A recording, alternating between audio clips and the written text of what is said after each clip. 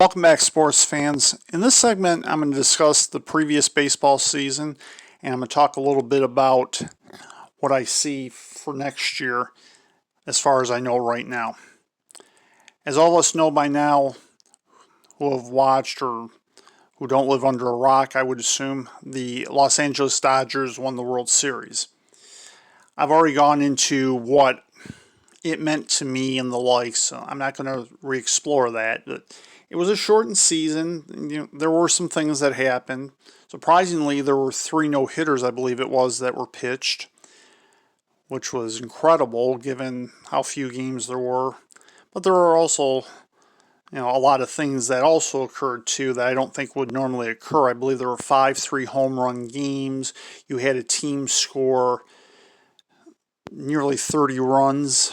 So then the playoffs, it was really interesting. If you look at the World Series scores, you'd have a low-scoring game after a high-scoring game, that kind of stuff.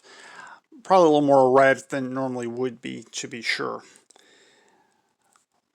But one thing I'll say is, and I made an announcement earlier, but for those of you who didn't listen to it, Trevor Bauer became the first Cincinnati Reds pitcher to win the Cy Young Award.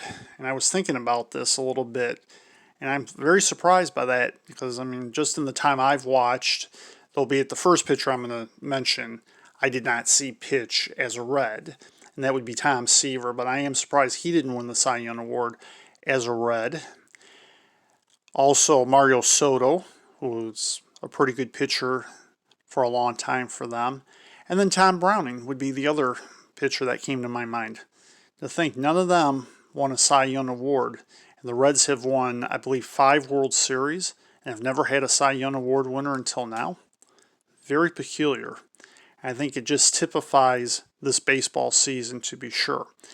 In terms of the Tigers, I have yet to pore over the numbers, and we haven't entered free agency. But my thoughts as of right now, or I should say, however, my thoughts as of right now is since they don't have Jordan Zimmerman, who actually pitched pretty well in the limited amount of starts he had this year, truth be known. However, he only won one game. He only ever won one game the last 2 years. I'll be glad that they'll have his contract off the books. And where he winds up next will be interesting, but I assume he's going to go back to the National League, to be sure. I'll be interested to see how they handle the young pitchers. I've heard some things about how they ought to acquire some veteran pitchers, but if it were me, after what I've seen of Casey Mize, I'd like to see how their other young pitchers are, and I'm not suggesting they're going to be Casey Mize, but I want to see how Casey Mize is next year, but I also want to see more of how they are. I want to see more of Willie Castro. I was surprised Jake Rogers didn't play this year.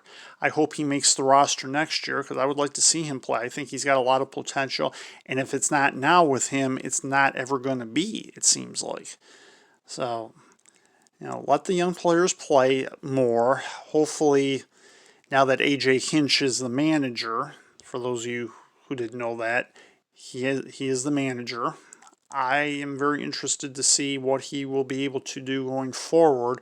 I also am going to be interested to see in the controversy if there's a carryover effect, albeit I hope the Tigers don't end up on the wrong end of the stick because of what A.J. Hinch did as the Astros manager. As far as I'm concerned, he's paid somewhat of his price. Certainly he didn't pay in its entirety, I don't believe.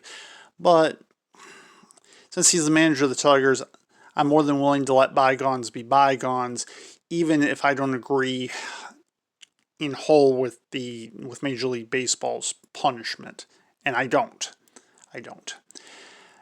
In the next segment, I'm going to discuss college football season and particularly the SEC. Stay tuned to Sports with Ed on Ed's Sports Channel.